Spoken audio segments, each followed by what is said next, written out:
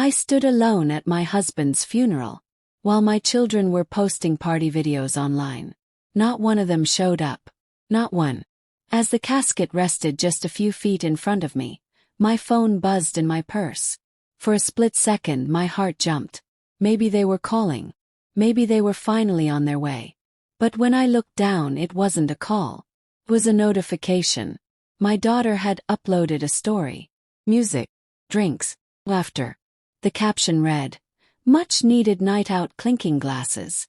That was the moment I realized something terrifying. I wasn't just burying my husband that day. I was burying the illusion that I still had a family.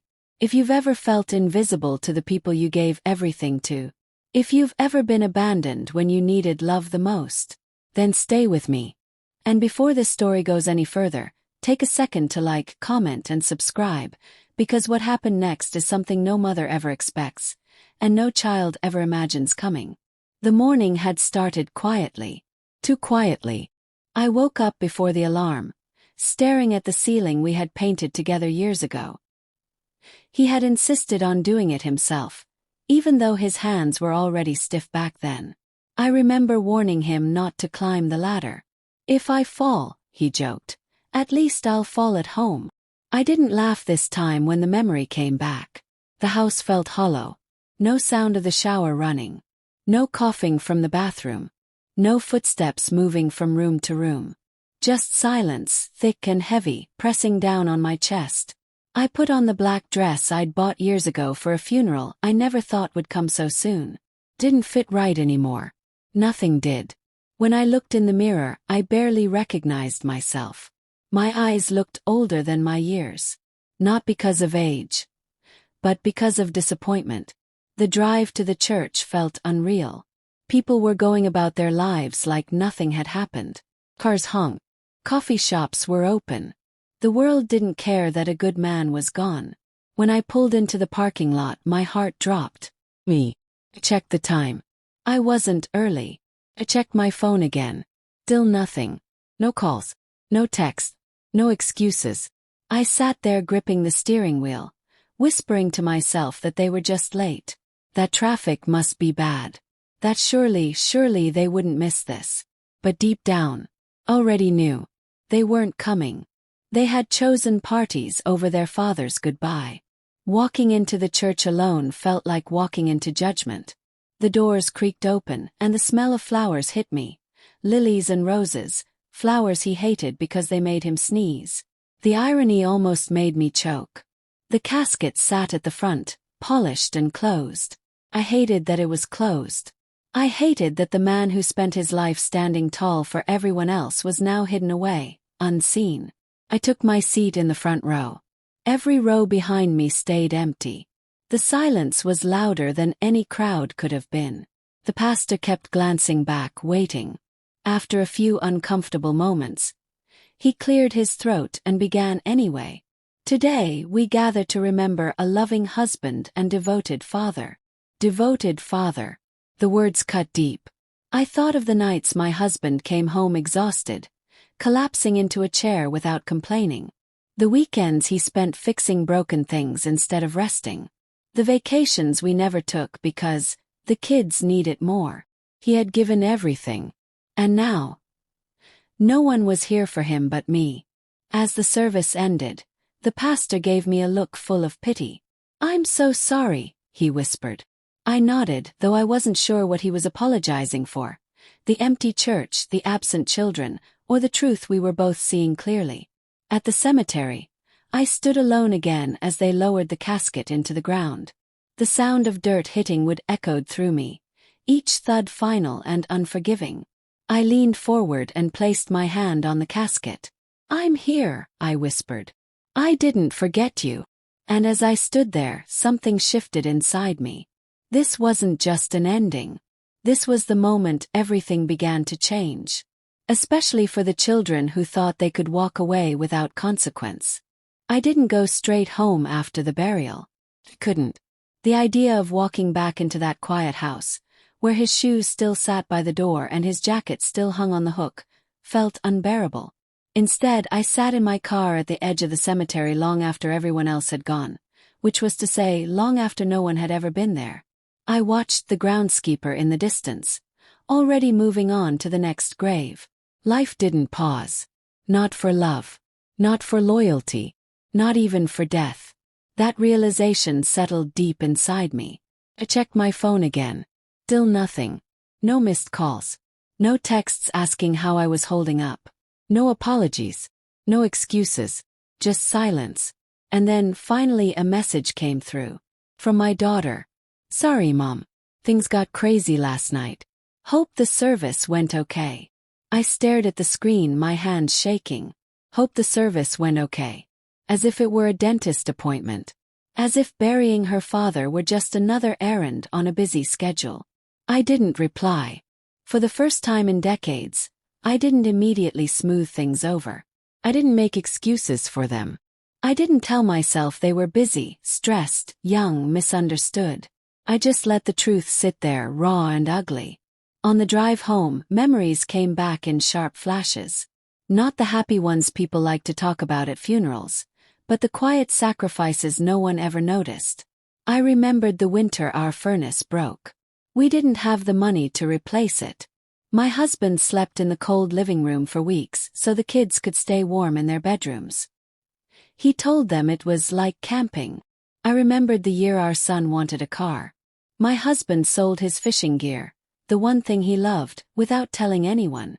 The car showed up in the driveway like magic. I remembered every time he defended the kids when they were rude to me.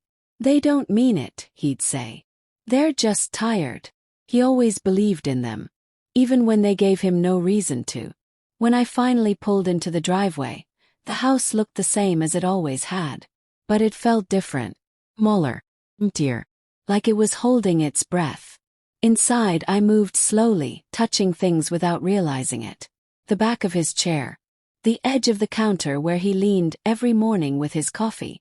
The small dent in the wall he never fixed because he said it reminded him that houses, like people, weren't meant to be perfect. That night, I slept on his side of the bed. I hadn't planned to. Just happened. And when I woke up hours later, disoriented, reaching for someone who wasn't there, something inside me finally broke. Cried then. Not quietly. Not politely. I cried for the man who had given everything and received so little in return. I cried for the woman I had been. The one who kept forgiving, kept waiting, kept hoping her children would eventually grow into gratitude. And somewhere between the sobs, another feeling crept in. Anger. Not explosive anger. Not screaming anger. The slow, steady kind. The kind that asks hard questions. The kind that remembers things. The next morning I went into his study. It was the one room the kids never touched. They used to joke that it smelled like old paper and stubbornness. Inside were shelves of files, folders, and notebooks. His way of keeping order in a world that never gave him much back. I hadn't been in there since before he got sick. As I opened the desk drawer, I realized something chilling. My husband had always planned ahead. And suddenly, I wasn't so sure the story ended the way our children thought it would. The study smelled exactly the same as it always had. Old paper. A faint trace of his aftershave. The cheap kind he refused to replace because, as he used to say, it still does the job. I stood in the doorway for a long moment, my hand resting on the frame, unsure why I felt nervous. It was ridiculous. This was my house. My husband's room. And yet, stepping inside felt like crossing into something private. Something unfinished. The desk was neat. Too neat. That should have been my first clue. My husband was organized, yes, but never sterile. There were always loose notes, half-written lists, receipts tucked into books. But now everything was stacked, labeled, intentional, like someone preparing for absence. I sat down in his chair. It creaked softly under my weight, familiar and painful at the same time. On the desk lay a single folder, placed dead center, as if waiting for me. My name was written on it. Not type. Written. My hand started to shake before I even touched it. Inside were documents I didn't recognize at first. Bank statements. Legal papers. Insurance forms. Everything dated months. some even years before his death. He had known. Or at least he had suspected. I flipped through the pages slowly, my breath shallow, my chest tight. One line caught my eye. Then another. Then another. Accounts I didn't know existed. Amounts that made my stomach drop. This wasn't just savings. This was planning. I leaned back in the chair, my mind racing. All those nights he stayed up late in this very room, telling me he was just organizing things. All those times he insisted I sign papers without explanation because it's boring stuff, you don't need the headache. He wasn't hiding things from me. He was protecting something for me. A knock on the door jolted me so hard I nearly dropped the folder. My phone buzzed at the same time. Text from our son. Mom, we're thinking of coming by later. Need to talk about Dad's things. Dad's things. Not Dad. Not you. Things. My grip tightened around the folder. In that moment, I realized something chillingly clear. They hadn't come to the funeral because they were busy. They hadn't skipped the burial because they didn't care. They were waiting. Waiting for the will. Waiting for the house. Waiting for what they believed was rightfully theirs. And they had no idea how wrong they were. I closed the folder, slid it back into the drawer, and locked it. For the first time since my husband's death, I felt something other than grief. Felt control. The knock on the door came earlier than I expected. I was still standing in my husband's study, my hand resting on the locked drawer, when the sound echoed through the house. 3 firm knocks. Confident. Familiar.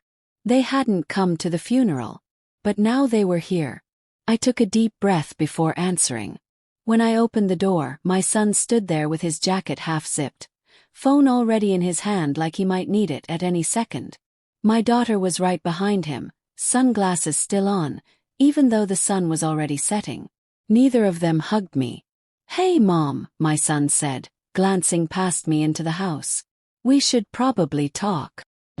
That word again. They walked in like they still belonged there, like nothing had changed. Like their father hadn't been lowered into the ground just hours ago. My daughter sat on the couch, scrolling through her phone as if she were waiting at an airport. We didn't mean to miss the service, she said casually. Things just got complicated. Waited. Neither of them met my eyes. What kind of things? I asked quietly. My son shrugged. You know. Plans. People were counting on us. People. Not their father. Not their mother. I nodded slowly, absorbing the insult the way I had absorbed so many others over the years. Silently, painfully. So, my son continued, leaning forward, elbows on his knees. We need to figure out what happens next. I already knew what he meant. The house, he said. Dad's accounts. The will. There it was. No grief. No apology. Just inventory. My daughter finally looked up from her phone. We should probably sell the place, she added. It's too big for you anyway. For a moment, I saw my husband standing in the doorway the way he used to, arms crossed, eyes tired but protective. I imagined him listening to this conversation, hearing how quickly his life had been reduced to square footage and dollar signs. I folded my hands in my lap to keep them from shaking. There's time for that, I said calmly. My son frowned. Why wait? We all know how this goes. I did know how this went. Or at least, I thought I did. I'm tired, I added. Today has been a long day. That annoyed them. You always say that, my daughter snapped, standing up. We're just trying to be practical. Practical. The word tasted bitter. They left shortly after, clearly frustrated that I hadn't given them what they came for. As the door closed behind them, the house fell silent again, but this time the silence felt different. Felt watchful. That night I went back into the study. I unlocked the drawer and pulled out the folder again, this time reading every page slowly, carefully, letting the truth sink in piece by piece. My husband hadn't just prepared. He had anticipated this. There were notes in the margins. Instructions. Safeguards. Dates circled in red. Everything laid out with a precision I had never fully appreciated while he was alive. He had known they would come for his things. And he had made sure they wouldn't get them the way they expected. For the first time since his death, I felt something dangerously close to a smile. Sleep didn't come easily that night. Every time I closed my eyes, I saw their faces standing in my living room. Calm, impatient, already dividing a life that wasn't theirs to take. I lay awake listening to the house settle, the soft creaks and sighs of old wood, sounds my husband used to joke about. "She's talking again," he'd say, patting the wall. "Means the house is still alive." Now it felt like it was listening.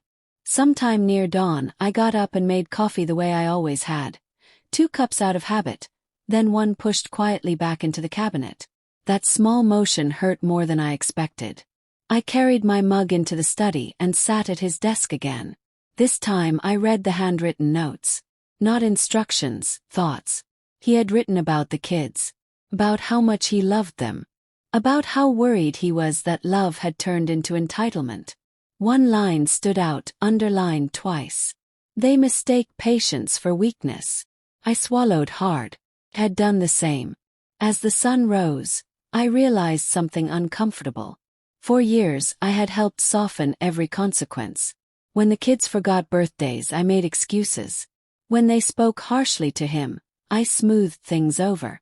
When they drifted away, I told myself it was normal. In protecting them from guilt, I had helped erase his worth. That truth sat heavy in my chest. Late that afternoon, my son called.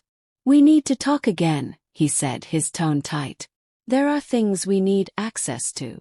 I could hear irritation beneath the politeness. "There will be time," I repeated calmly. He exhaled sharply. "Mom, don't make this harder than it needs to be." Harder for whom? They came back that evening, both of them. This time without small talk. Without pretending concern. My daughter went straight to the bookshelf, scanning titles like she was searching for hidden cash. My son paced the room, restless. "You should give us the paperwork," he said finally. "Dad would have wanted it handled responsibly." I looked at him then, really looked at him, and saw how much he sounded like a stranger. "You weren't there today," I said quietly. He frowned. "What do you mean? At the funeral? Or yesterday? Or the day before that?" Silence fell between us. "That doesn't change anything," my daughter snapped. "Changed everything. I'll be meeting with a lawyer," I said. "Tomorrow." My son stiffened. "Why?" "Because that's what your father arranged." That was the first crack. They exchanged a glance, quick, uneasy. "What do you mean?" my daughter asked. I stood up slowly. "I mean your father didn't leave things unfinished. They left soon after, their confidence shaken, their voices tight with irritation. And for the first time I felt no urge to chase after them, no need to apologize for protecting myself. That night, I stood in the kitchen holding one of my husband's old mugs. I traced the chipped rim with my thumb and whispered, "I see it now." And in the quiet that followed, I could almost feel his presence. Not sad, not angry, but certain. Certain that the truth would come out. The lawyer's office smelled like old books and cheap coffee. I sat across from him with my hands folded in my lap, listening as he adjusted his glasses and flipped through a thick folder with my husband's name stamped neatly on the front. Each page he turned felt like another door opening, one I hadn't known existed. "Your husband was very thorough," the lawyer said finally. I almost smiled. That was one word for it. He explained things slowly, carefully, like he wasn't sure how much I could handle. But with every sentence, the fog inside my mind began to lift. My husband had set everything up months before his death. Trust, safeguards, clauses written so precisely they left little room for interpretation. The house, the accounts, even smaller assets I hadn't known about. All protected. "And your children?" asked.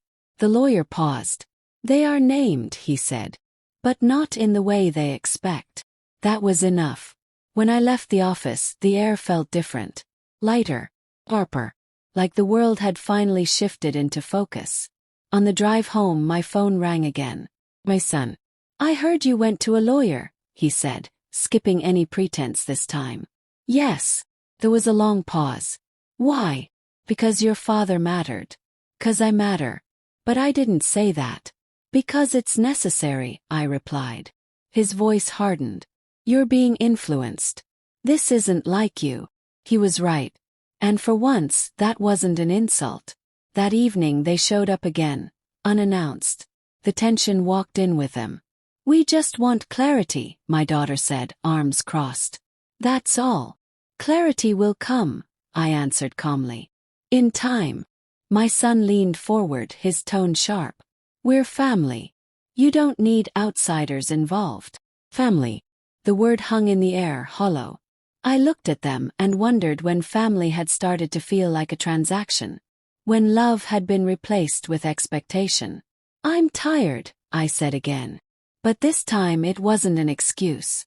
They left angry. Later, alone in the quiet house, I opened the folder one more time. There was a letter inside, sealed, with my name written across it in my husband's familiar handwriting. I hadn't noticed it before. My heart raced as I held it, my fingers trembling. Whatever was inside. He had meant for me to read it only when the time was right. And somehow I knew. That time had come. I didn't open the letter right away. I carried it into the living room and sat in my husband's old chair, the one he claimed was perfectly broken in. The paper felt heavier than it should have, like it carried more than just words. Outside, the evening light faded slowly, stretching shadows across the floor. I waited until the house was completely quiet, until there was nothing left to distract me from what I was about to read. Then I broke the seal. My love, if you're reading this, then I was right about the timing. My throat tightened. He always knew when things mattered. I don't know exactly how this will unfold, but I know our children. I know how quickly grief can turn into expectation, and how easily patience gets mistaken for weakness. I had to stop for a moment, pressing the letter against my chest. He had seen this coming. Not because he doubted their love, but because he understood their habits. I need you to hear this clearly, he wrote. None of this is your fault. Tears blurred the page. You protected them because you loved them. I protected you because I loved you. I let out a quiet, broken laugh at that. Everything I built with you. The house, the savings, the safety, it was never meant to be divided like spoils. It was meant to be used wisely. I read slowly, carefully, as if rushing might break something. They will be angry. They will say you're being unfair. They will question your strength. Let them. I could almost hear his voice saying those words. Calm, certain, unmovable. I've given you control, not to punish them, but to protect yourself. Use it without guilt. By the time I reached the end, my hands were shaking. Trust you. I always have. I folded the letter and sat there for a long time, listening to the house breathe around me. The next morning my phone exploded with messages. My daughter accused me of hiding things. My son demanded explanations. I replied with one sentence. There will be a formal reading. Silence followed.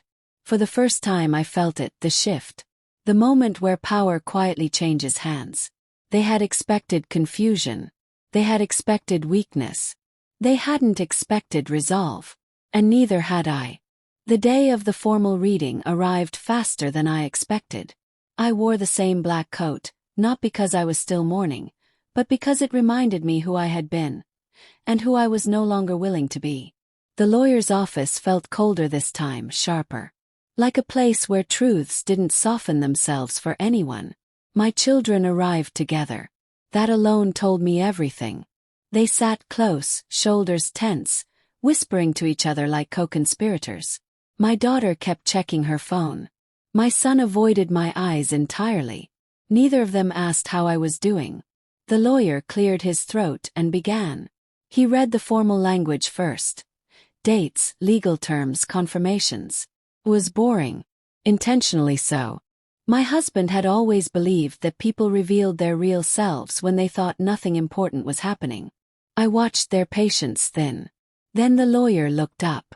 Before distributions are discussed, he said, there are conditions. My son leaned forward. My daughter finally looked up from her phone. The lawyer continued, calm and precise. All assets are placed under a trust controlled by Mrs. your mother. The silence that followed felt electric. What? My daughter snapped. My son turned to me sharply. That's not what Dad would have wanted. I met his eyes without flinching. You don't know what your father wanted, I said quietly. You didn't stay long enough to ask. The lawyer went on. No property may be sold, accessed, or transferred without her approval. No funds may be withdrawn directly by the children. My daughter stood up. This is ridiculous. Sit down, the lawyer said firmly. She did, slowly, angrily. My heart was pounding, but my voice stayed steady. There's more, the lawyer added. Course there was. A portion of the inheritance was delayed. Conditional. Dependent on behavior, accountability, and time. The one thing they had never given their father. My son laughed bitterly. So this is a punishment? No, I said. This is protection. They stared at me like they were seeing me for the first time. Not as a mother to be managed, but as a gate they could not push through. As we left the office, my daughter hissed. You've changed. He nodded. I had to. And as I walked out into the sunlight alone, I realized something quietly powerful. Grief had stripped me bare. But it had also given me backbone. The fallout didn't happen all at once. Started quietly. My son stopped calling. My daughter blocked me on social media. Family group chats went silent, as if I had been erased with a single tap of a screen. First, it hurt more than I expected. Not because I doubted myself, but because some small, stubborn part of me still hoped they would reflect. That they would sit with the discomfort long enough to feel something close to regret. Instead, they chose distance. Weeks passed. The house grew calmer. Not emptier, calmer. Mornings were quieter, but not lonely. I began to notice things I hadn't before. The way sunlight moved across the kitchen floor, the way birds gathered on the fence my husband had repaired one summer afternoon, complaining the whole time but smiling anyway. I found myself talking to him out loud. Not in desperation, but in conversation. You were right, I said one morning while watering the plants he never trusted anyone else to touch. They thought silence would make me fold. I almost laughed at myself. Then one afternoon the silence broke. My son showed up alone. He looked thinner, tired, less sure of himself than he had been at the lawyer's office. He stood on the porch for a moment before knocking, like he wasn't sure he still had the right. When I opened the door, he didn't step inside. We need to talk, he said quietly. I nodded and stepped aside. Inside, he didn't sit down. He paced the room the way his father used to when something was bothering him. A detail that caught me off guard. I didn't think you'd actually go through with it, he admitted. I thought you'd cool off. I wasn't angry, I replied. I was awake. That stopped him. He rubbed his face with both hands. This isn't how families work. I looked at him carefully. This is exactly how families work when one person carries everyone else for too long. For the first time, he had nothing to say. I'm not cutting you out, I continued.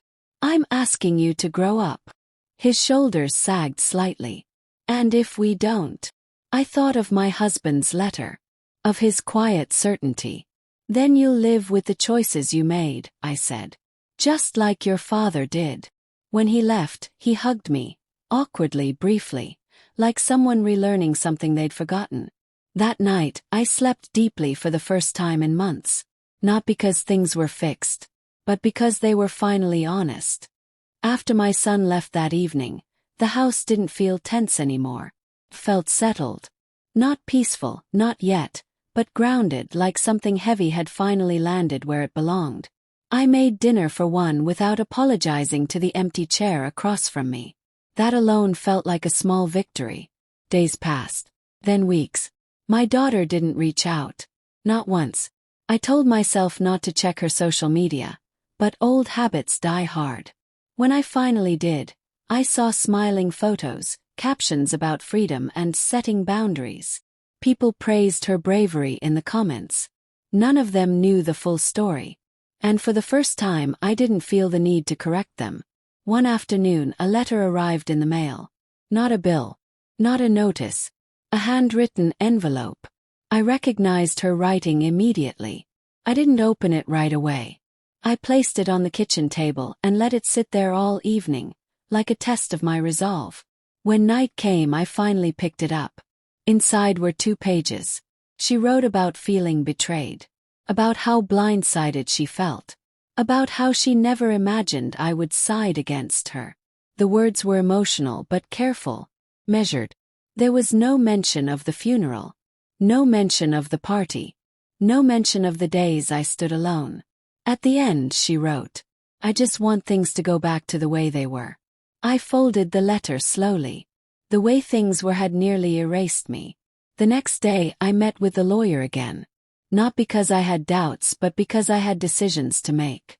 We talked about timelines, conditions, what growth actually looked like in legal terms. Accountability written into language that couldn't be twisted. As I signed the papers my hand didn't shake. That surprised me. Later that night I stood in my husband's study again, holding his letter.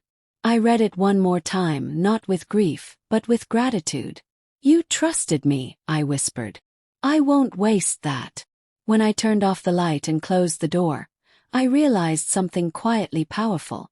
This story wasn't about inheritance anymore. It was about what people do when love finally stops covering for them. Winter arrived quietly that year.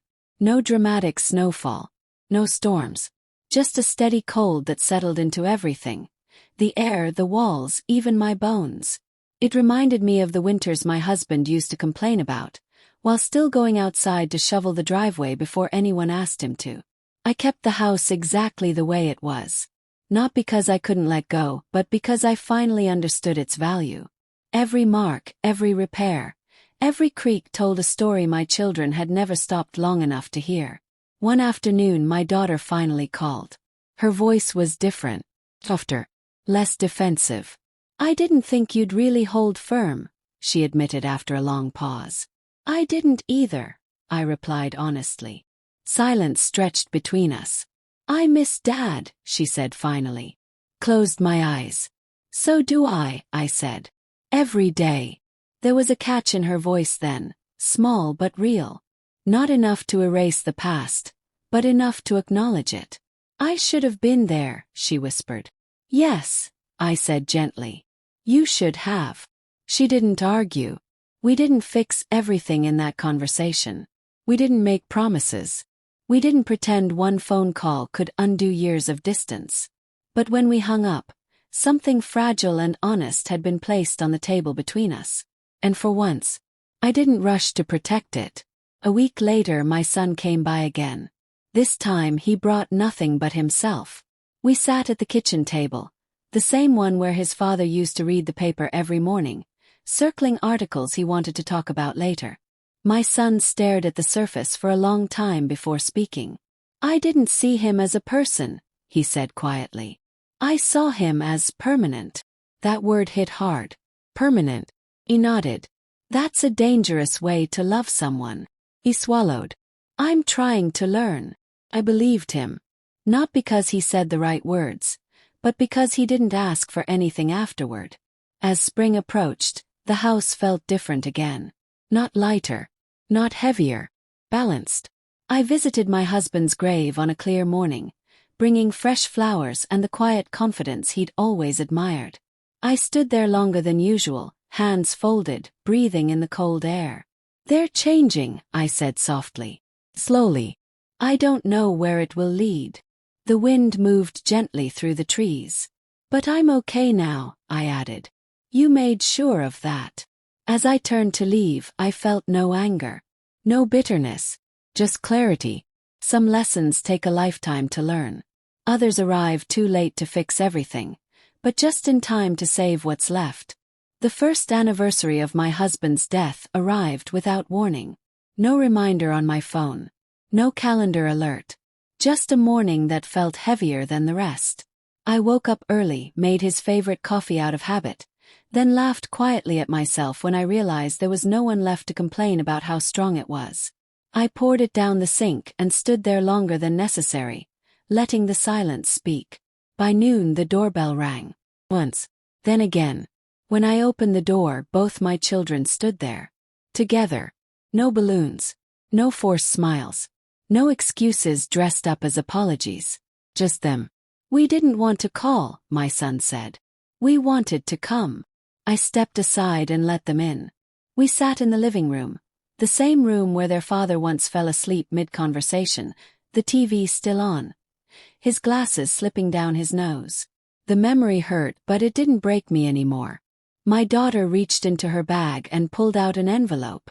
Inside was a simple handwritten note. "Dad deserved better. So did you."